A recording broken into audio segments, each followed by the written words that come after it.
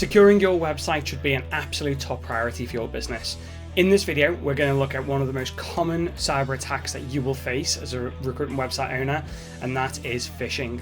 Phishing is a type of cyber attack where people impersonate or try and hook in unsuspecting users, i.e. you, to gain access to the systems that you're using. So in this case, your website, by pretending to do different things, right? So conning you to think that you're looking at one kind of what you think is a legitimate source, and then unfortunately falling into their ploy, which then helps people gain access into your website. It is big business phishing. There are billions of dollars every year stolen, taken, held to ransom from phishing attacks. In this video, we're going to look at some of the most common types of attacks so that we can protect our businesses. Number one. The first tactic that we're going to look at is email attacks. Now, we all think that we know a lot about email attacks, right? We see those kind of spam emails that we get trying to get us to log into different systems. But every year, a lot of businesses accidentally give access to users via this.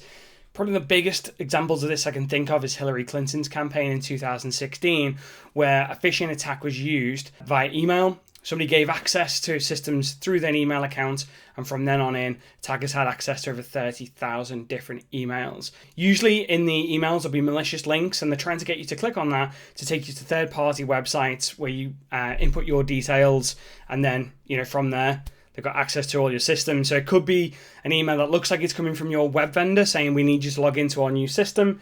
You think it's legitimate. You log into that system, and all of a sudden, the hackers have got access to your current system, and then from there, they might be able to gain access into any of the other accounts that you use. So if you're a CRM user, website user, any of the pieces of software that you use, you've got to be really careful that the links that you're clicking on are genuinely coming from the companies that you actually work with, from your suppliers. Otherwise, you're going to be really, really vulnerable and quite heavily at risk. The second type of attack that we're looking at is going to be something called spear attacks. Phishing, spear, see where we're going with this. Spear attacks are a bit more focused than a traditional phishing email, which might go to a lot of different users, potentially millions of people. Spear attacks are a bit more coordinated. And usually in a spear attack, the attackers will know a bit of information about the user that they're attacking. So they might have gleaned this from LinkedIn or from kind of public profiles, and they'll use that leveraged information to then send usually some communications either to that person or to somebody that they know, trying to gain access to a system. So it might be, hey, I've locked myself out of a system. Can you give me a password and log me back in, please? Again, what you're going to want to do is you're going to look at the users that have sent the email, so the email address, the domains that they might have been sent from. If you're really unsure, pick up the phone and speak to your colleague. It usually look like it's come from a colleague. You'd never be too safe in this attack. So spear attacks are really, really sophisticated, and again, kind of really gaining popularity now. The third attack that we're looking at is going to be what's called whaling. And whaling's a lot like a spear attack, except it's usually targeted high-profile people within an organization. So CEOs, CFOs, kind of senior leadership and managing directors in businesses. And what they try and do is they try and leverage that position of that user to then get somebody else in that organization to do something. So usually what they'll do is they'll send some communication that says, pretends to be from a CEO. It says, sign off this invoice, please. They'll send that to the finance department. It will look like it may have come from that CEO. And then for the finance department, think, well, that's authorization. We're going to pay that check. So it might look like it's coming from the CEO of your company to your invoice team to say, pay that website invoice. Okay, absolutely fine. But actually that website invoice might be completely fraudulent and have nothing to do with the organization. Google and Facebook a few years back fell victim to this, and over $100 million was taken by one single, a guy from Lithuania did this, set up a kind of whaling attack, and made a lot of money out of it. So this is becoming more and more prevalent. This was a football club recently where the CEO was spearphished.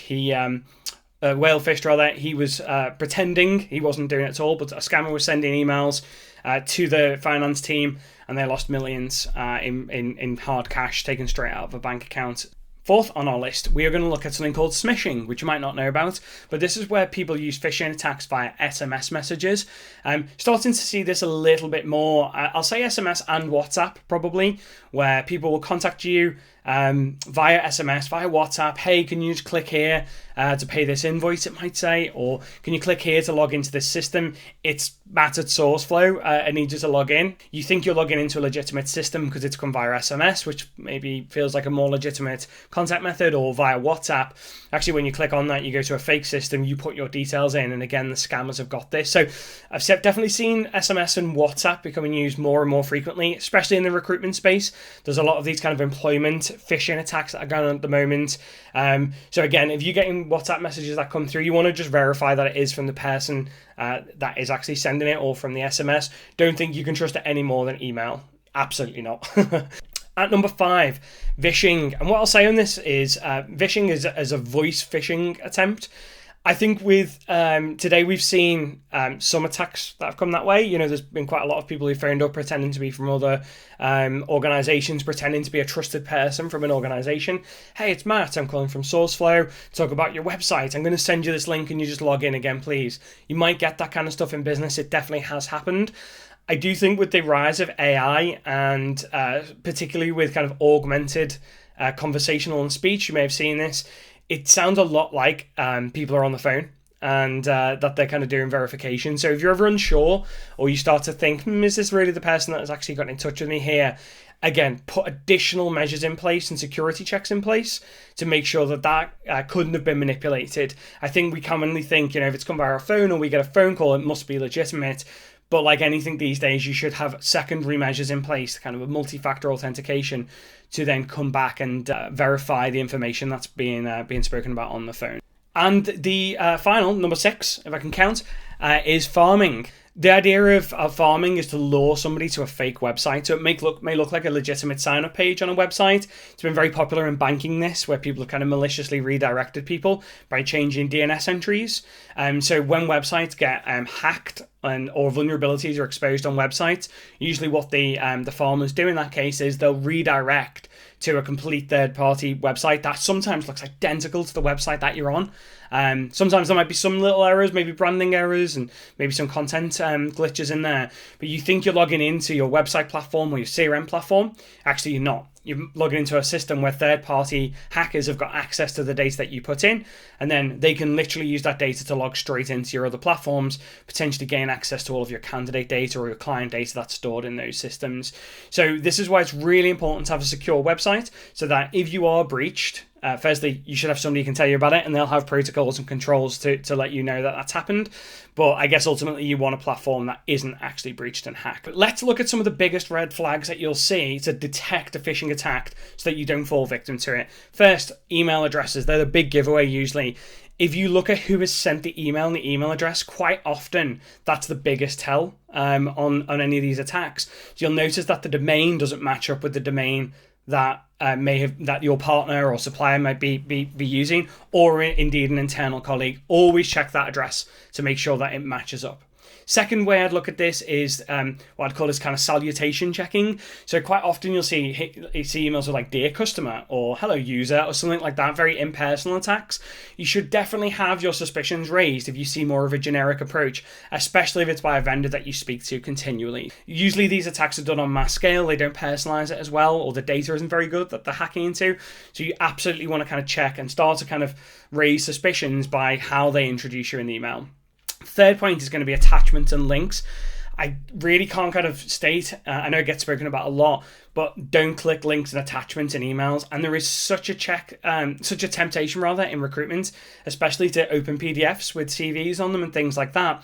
If you know anything about hacking, PDFs with embedded malware in it is one of the most common forms of that. So make sure you've got really good up-to-date antivirus software in place if you are opening directly from emails that have been sent into you. If not, make sure it's going into a CRM or a web system that's got robust security checking. Most of the top CRM systems will have that in place, so that if they are sent an email which might have a virus attached to it or malware attached to it, which can lead to things like ransomware attacks, they should be pulling that out at source to stop you being at risk. The fourth thing that you should look at in terms of red flags is urgent language. So quite often these scammers will use things like, "I need this paying immediately, we're going to fall behind." They'll really try and push finance teams in particular and use like threatening language. "If you don't do this, you'll lose your job," that type of stuff. So be really, really careful of that. And that should really start to raise suspicions within your teams about, is this actually coming from the right person? Would they really speak to me like that? Number 5 on our red flag list is personal information requests. So usually legitimate organizations will never ask for PI over emails or the phone. They'll have like a specific type of process to go through to ask for it. So for example, we would never ask for your password. I can't see any good vendor really asking for that type of information. So if you are starting to be asked for that, that should really start to arise some suspicions from that. Likewise, usually the grammar and spelling on phishing attacks is pretty poor. There are telltale signs where the grammar might not quite make sense if you read it, especially on official looking emails that really don't quite make sense when you read into it. So again, if you read that and you start to think, this is a really poorly written email that's come over to me, or maybe the WhatsApp just doesn't read right. I've had 3 or 4 of these pretending to be from different agencies, and you read it and you think, that doesn't really feel like somebody's actually written that. Then that should be a definite red flag for you at that point. One of the other signs that you should look for is mismatched URLs. So what you should try and do before you click on a link is hover over it, and usually in the bottom of a website browser, it will show what the link is that you're going to go to. There are some websites out there and bits of software that will do this for you. So it'll kind of show you what the preview of the link is, and it might highlight it as a suspicious link from there. But, if you don't want to pay for that or you don't want to set that up, I totally get that. Usually if you just hover over it, and if you don't like the look of where you're going to be sent to, don't click that link. Start to raise suspicions, maybe go directly to the person that is purporting to have sent you that information. That's a big red flag for me when I look at it and think, that link doesn't look exactly kosher. Another big point to look at is around altered domain names. So the best example I can use of this is if somebody tried to send an email from sourceflow.co.uk, they would put a 0. So they might buy the domain, sourceflow.co.uk, but they'd put a 0 instead of the O. So they'll really closely match it, and it might be matt@sourceflow with a 0.co.uk in the URL bar. They'll really closely match it, and then they'll try and push it through. So just be really careful when you are actually looking at domains. If people know there's good money on the line and that they can get really good revenues by kind of stealing money from you, they will go to different lengths to do that, right? And I guess the bigger the target, the bigger their opportunity becomes. In terms of red flags around calls or texts, if you get phone calls saying, we just really need you to log into this system, we're going to send you a link now.